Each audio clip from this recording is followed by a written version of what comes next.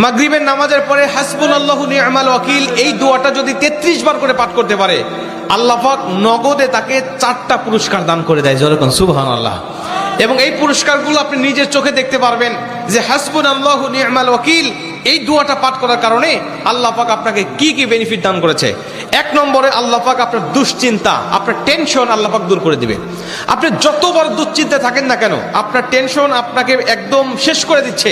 আপনি যদি হাসবুনাল্লাহু নি'মাল ওয়াকিল মানে আল্লাহ আমার জন্য যথেষ্ট, আল্লাহ আমার জন্য অভিভাবক হিসেবে যথেষ্ট, আপনি যদি দোয়া করতে পারেন, আল্লাহ পাক বলেন যে আমি আল্লাহ পাক তার টেনশন, তার দুশ্চিন্তা একেবারে দূর করে দেই। এটা হলো প্রথম নম্বর বেনিফিট।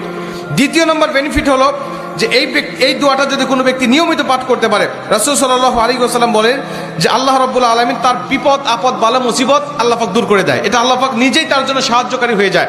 বিপদ আপদ বালা মুসিবত তার সামনে আর কিচ্ছু রাখে না। আপনি যত হাসবুনাল্লাহু নি'মাল ওয়াকিল পাঠ করবেন, তত আল্লাহ পাক আপনার সামনে থেকে বিপদ বালা মুসিবত দূর করে দিবে। এটা হলো 2 নম্বর।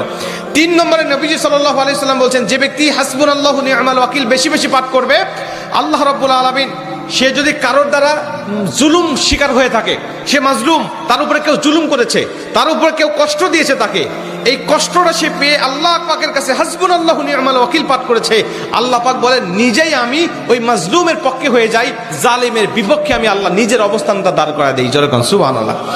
ভাই, আল্লাহ যদি আপনার পক্ষে দাঁড়ায় যায়, আপনার কিছু লাগে? আল্লাহ যদি আপনার জন্য সাহায্যকারী হয়ে যায়, আর কিছু লাগে? আপনাকে কোন জালিম আপনার উপর জুলুম করছে, আপনি হয়তো বা সেই জালিমের কাছে আপনি কিচ্ছু না, একেবারে তুচ্ছ, কিন্তু আল্লাহ তো তার থেকে অনেক বেশি শক্তিশালী। আল্লাহ পাক বলে যে আমি তখন ওই মাজলুমের পক্ষে দাঁড়া যাই, ওই জালিমের বিপক্ষে দাঁড়া যাই, আমি আল্লাহ আমার নিজের মতো করে আমি তখন বিচারটা শুরু করে দেই। যেরকম সুবহানাল্লাহ।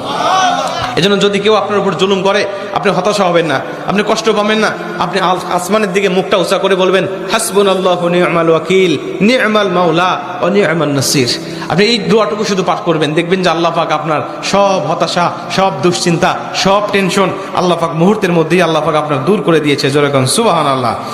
এবং 4 নম্বরে রাসূল সাল্লাল্লাহু আলাইহি ওয়াসাল্লাম বলছেন যে তাকে আল্লাহ পাক দুনিয়া এবং আখিরাতের কল্যাণগুলো আল্লাহ পাক তাকে দান করে দেয়।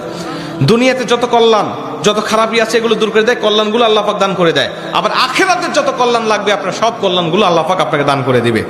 আল্লাহ পাক আমাদের সবাইকে এই 4টি ফজিলতগুলো পাওয়ার আশায় হলেও আল্লাহ পাক আমাদের সবাইকে এই হাসবুনাল্লাহু নি'মাল ওয়াকিল এটা মাগরিবের পরে 33 বার, অনেক মুহাদ্দিস বলছেন ফজরের পরে 33 বার, যদি কোনো ব্যক্তি 11 বার পড়তে চায় সমস্যা নেই, কিন্তু 33 বার পড়তে পারলে সবচেয়ে ভালো ফলাফল পাওয়া যায়। আপনারা অধিকাংশ 33-এর অধিক পড়লেও কোনো সমস্যা নেই। এক কথায় যে ব্যক্তি হাসবুনাল্লাহু নি'মাল ওয়াকিল বেশি বেশি পাঠ করবে, আল্লাহ পাক তাকেই এই ফজিলতগুলো দান করবে। যেরকম সুবহানাল্লাহ। যতগুলো আমলের কথা বলা হয়েছে আল্লাহ পাক আমাকে সহ সবাইকে